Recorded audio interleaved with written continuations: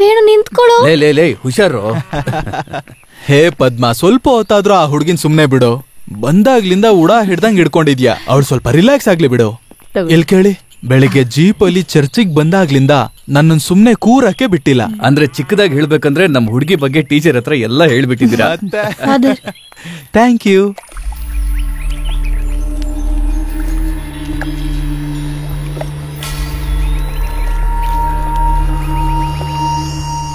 ಏನ್ ರಮಣ, ನೀವು ಎಲ್ಲೆಲ್ಲಿ ಹುಡ್ಕೋದು? ಅವ್ರು ಬಂದಿದ್ದಾರೆ ಒಳಗಡೆ, ನೀವು ಬನ್ನಿ.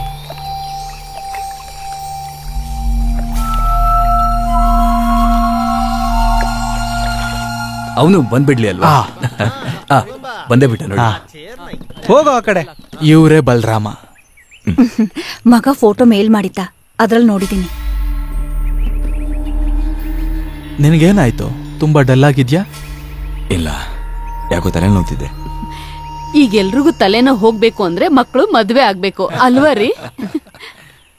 ಸತ್ಯ, ನಾನ್ ಬಂದೇ ಇರು. ಬಲರಾಮ ನನ್ ಜೊತೆ ಬಂದ. ಮಗಳೇ, ಒಂದ್ ನಿಮಿಷ ಬಂದೆ.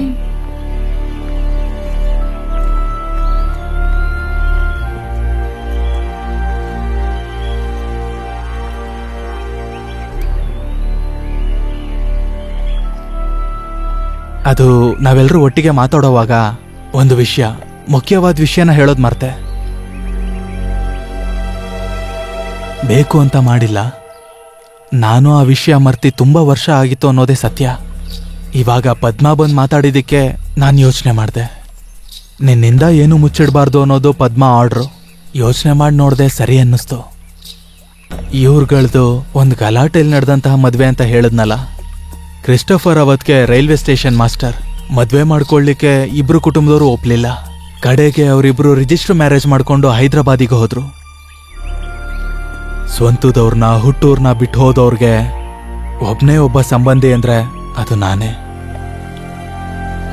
ಮದುವೆ ಆಗಿ 4 ವರ್ಷ ಆದ್ಮೇಲೂ ಮಕ್ಕಳಾಗಿಲ್ಲ ಅಂತ ಇಬ್ರಿಗೂ ಒಂಥರ ಮಾನಸಿಕ ಹಿಂಸೆ ಆಗ್ತಿತ್ತು.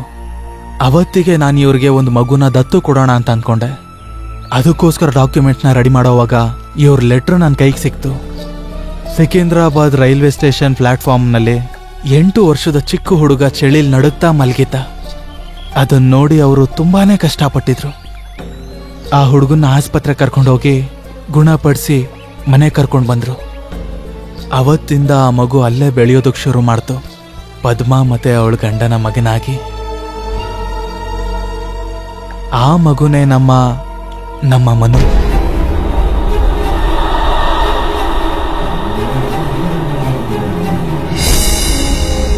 ಅವ್ನು ನನ್ನ ಮಗ ಅಲ್ಲ ಅನ್ನೋ ವಿಷಯನ 1 ನಿಮಿಷ ಕೂಡ ನಾನು ಯೋಚಿಸಿಲ್ಲ.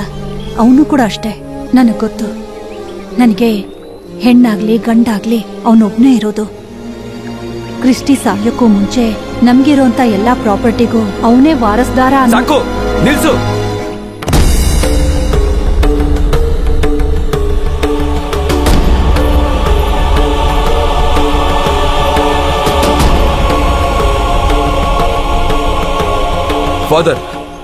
ಫಾದರ್ ಹೋಗಿ. ಬಲರಾಮ, ಫಾದರ್ ಹೋಗಿ ಹೋಗಿ.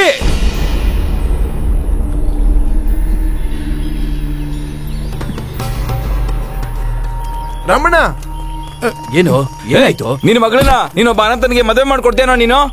ಎಲ್ಲ ಮಾತಾಡಿ ಓಕೆ ಆದ್ಮೇಲೆ ಇವಾಗ ಬಂದು ಹೇಳ್ತಿದ್ದಾರೆ ಪ್ಲಾಟ್ಫಾರ್ಮ್ ಅಲ್ಲಿ ಸಿಕ್ಕಿದ್ದು ಅಂತ. ಆ ಪ್ಲಾಟ್ಫಾರ್ಮ್ ಅಲ್ಲಿ ಸಿಕ್ದವ್ರಿಗೆ, ತಿಪ್ಪೇಲ್ ಸಿಕ್ದವ್ರಿಗೆ ನನ್ನ ಮಗಳನ್ನ ಮದುವೆ ಮಾಡಿ ಕೊಡೋದಿಲ್ಲ ನಾನು. ಅರ್ಥ ಆಯ್ತಾ? ಅನಾಥ ಅಲ್ವಂತೆ, ಅನಾಥ ಅಲ್ವಂತೆ. ನನಗೊತ್ತು, ನನಗೊತ್ತು, ನನಗೊತ್ತು, ನನಗೊತ್ತು, ನನಗೊತ್ತು.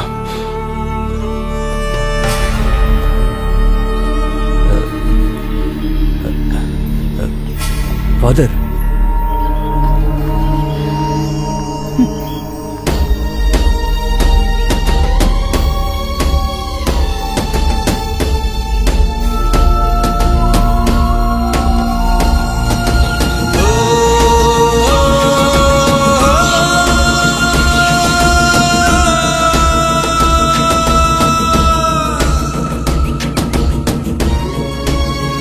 ಏ ಮನು, ಏ ನಿಂತ್ಕೊಳ್ಳೋ, ನನ್ ಮಾತು ಕೇಳು. ಏಯ್ ನಿಂತ್ಕೊಳ್ಳೋ, ನಿಂತ್ಕೋ.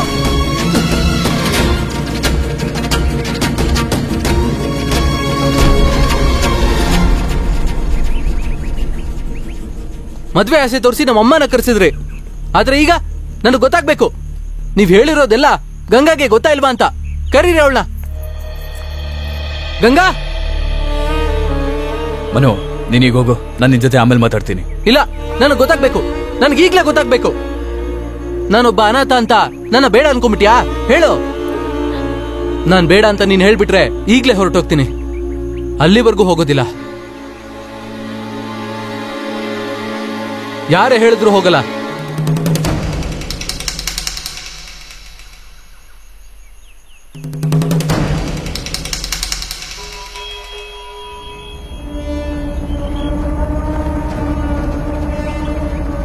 ಹೇಳ್ಬೇಕಾಗಿರೋದೆಲ್ಲ ನಾನು ಹೇಳಾಯ್ತು. ನೀನ್ ಹೋಗು. ಹೋಗೋ. ಅವ್ನ್ ಕರ್ಕೊಂಡು ಹೋಗ್ರ ನೀವು. ನನ್ನ ಕೇಳ್ಕೊ. ಇವತ್ ರಾತ್ರಿ ಮುಗಿಯೋಷ್ಟರಲ್ಲಿ ಇವಳನ್ನ ನೇತಾಕೊಂಡು ಹೋಗ್ತೀನಿ.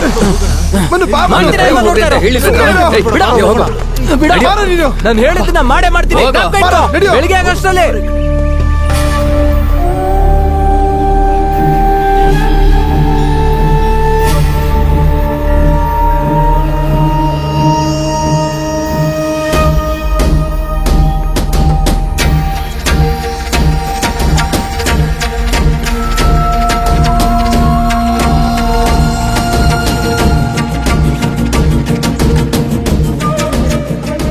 ಅಲ್ಲ ಇವಾಗ ಏನ್ ನಡೀತು ಅಂತ ಈಗ ಮಾಡ್ತಾ ಇದ್ಯಾ? ಅಲ್ಲ ನೀನ್ ಯಾರಿಗೆ ಹೆದರ್ಕೋತಾ ಇದ್ಯಾ? ಅಲ್ಲ ಆ ಚಿಕ್ಕ ಹುಡುಗ ಬಂದೇನೋ ಮಾತಾಡ್ದ ಅಂದಿದ್ದಕ್ಕೆ ನನ್ಗೇನು ಅರ್ಥನೇ ಆಗ್ತಿಲ್ಲ. ನನಗೆ ಅರ್ಥ ಆಯ್ತು, ಯಾರಿಗೂ ಅರ್ಥ ಆಗ್ತಾ ಇಲ್ಲ. ಆದ್ರೆ ಅವನ್ನ ನಾನ್ ಬಿಡೋದಿಲ್ಲ. ನಿನಗ್ ಏನಾಯ್ತು? ಏಯ್ ಬೇಗ ರೆಡಿ ಆಗು, ಈಗಲೇ ಹೊರಡ್ಬೇಕು. ಅಪ್ಪ ನಾನ್ ಬರ್ತೀನಿ, ಆದ್ರೆ ನಂಗ್ ನಿಜ ಗೊತ್ತಾಗ್ಬೇಕು. ಯಾರಪ್ಪ ಮನು? ನಿಮ್ಗೆ ಮನು ಮುಂಚೆನೆ ಗೊತ್ತಾ? ಅವನ ಅನಾಥ ಅಂತ ಒಂದ್ ಕಾರಣಕ್ಕೆ ನೀವ್ ಈ ತರ ನಡ್ಕೊಳ್ಳೋರಲ್ಲ. ನಿಮ್ ಮನ್ಸಲ್ಲಿ ಏನೋ ಇದೆ, ನಮ್ಗೆ ಯಾರಿಗೂ ಗೊತ್ತಿಲ್ಲ. ಅದು ನನ್ಗದ್ ಗೊತ್ತಾಗ್ಬೇಕು. ನಿಮ್ ಜೊತೆ ನಾನ್ ಬರ್ಬೇಕಂದ್ರೆ ನನ್ಗೆಲ್ಲ ಕಾರಣ ಗೊತ್ತಾಗ್ಬೇಕು. ಇಲ್ಲ ಅಂದ್ರೆ ನಾನ್ ಬರಲ್ಲ.